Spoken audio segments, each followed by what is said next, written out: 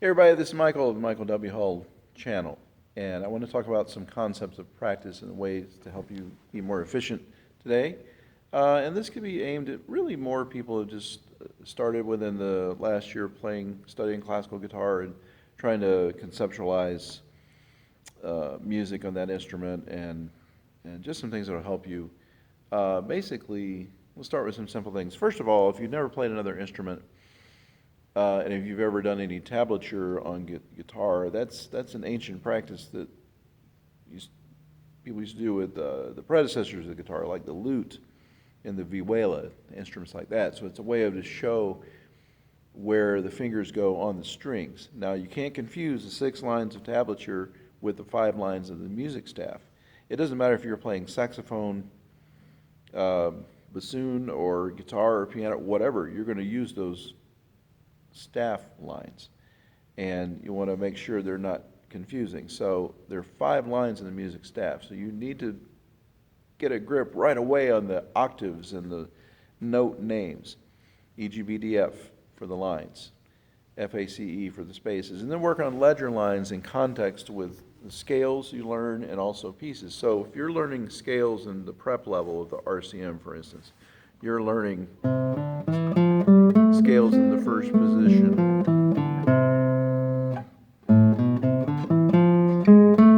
A harmonic minor for one,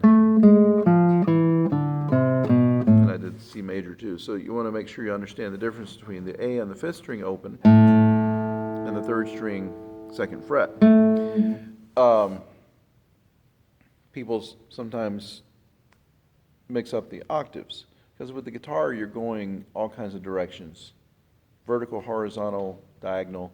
With piano, you're learning horizontally across the keyboard. So it's a little bit daunting at first. So just make sure you deal with, in context, in scales, different octaves, and also writing them out. You can go on something like Noteflight or MuseScore, get a free version of that, or pay for it if you want, but writing out notes, writing out scales, having them played back to you, involving your skills and senses and learning. It's important to write out notes, learn notation, the way the stems go, and directional stuff like that. Very important, in my opinion. So with arpeggios, when you're learning the RCM simple arpeggios in prep or level 1, learn the 2 basic chords you need for those, C major and the G7 in first inversion. So your teacher will draw diagrams for you, like I do, hopefully, and then you can look at the different patterns. So use muscle memory. Understand that when you're reading one note at a time only and isolating things, it's a little bit too much micromanagement sometimes. So you have to have some other tools you can use. It's good if you can read notes. A lot of people want to say, well, where does this go? Or, well, get the chord down and then label in string numbers with a circle around them. You might want to write the fingers in larger than they are, the right-hand fingers, PIM, PIMA, whatnot, left-hand fingers. Make sure these things are not confusing as far as the numbers. Circled numbers are string numbers. The numbers next to the notes are always finger numbers, left-hand fingers, not fret numbers. They do coincide often, though.